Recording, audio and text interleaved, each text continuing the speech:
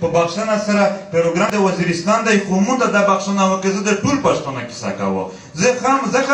چې غوښې په وزیرستان باندې دا کیسه نه شي سمبالولی که ته یې چې کنه غوښې وزیرستان وي دغه کافي شي چې دا مسله حل شي چې تر څو پره په کوبل شي امن نه وي راغلی چې څو پره په کندهار شي امن نه وي راغلی چې څو پره په پېښور شي امن نه وي په وزیرستان چې نه وي په کوټه کې دا غونډ سره تړلي میر غونډ پښتانه سره تړلي دا مشروم نوستي درویغ دا نه یې دا کیسه دا وکړو چې په کوبل باندې کله شرې دی د دغه وزیرستان د دغه پښتونخوا کاروبار کښلی نه و د ویش نه یې څومره سامانونه راوړل څومره کاروباري نه وي چې وره ته جنګ شه که دله ته جنګ شه پښتین کوم یو ملت دی که څوک یې نه ماني نه دی ماني وچ په وچه به نه وماني زور وکړو سینهزوري وکړو چې نه یې مانه نور پښتین کوم ملت دی د یوه سر نه وخلی بله سر پره چې په دا کښې څه خلل رودریني څه جنګونه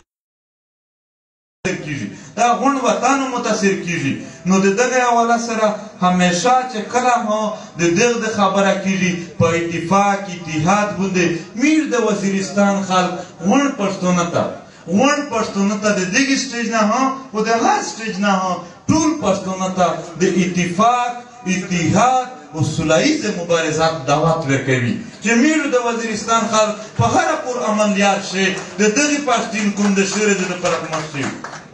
او تیر که داسې شوي وي چې د وزیرستان د خاورې نه کوبل یا پېښور ډزېدلی وي دا د میر خلک نه دی ډزولی دا د میر سوچ نه و میر د هغه کلک مخالف وي دا پراته خلک یې د دغه دوی نه اډه جوړه وه دا د میر د ټول دښمن یې د دغه نه اډه جوړه کړې وه د میر نور دا سوچ نه دی د میر نور دا فکر نه دی میر د پېښور په ای پي ایس ژړلي دي میر د کوټه په وکیلون ژړلي دي میر د کوبل په ملګون ژړلي دي میر ټول پښتانه ته یو سخت سم سوچ سخت د ژوند سوچ سخت د امن سوچ لرلی دی او انشاءالله ټول پښتانه وزیرستان ته هم د ښکلي ژوند سوچ لري تاسو یقین درکوو نن میشتو سروچک شولي ځوانان هم روچک شول کیسې یې وکړې په وزیرستان چې سره خوښه کړه چې دا مسلې دي زه رای درکوو ټول پښتانه در سره ودرېدل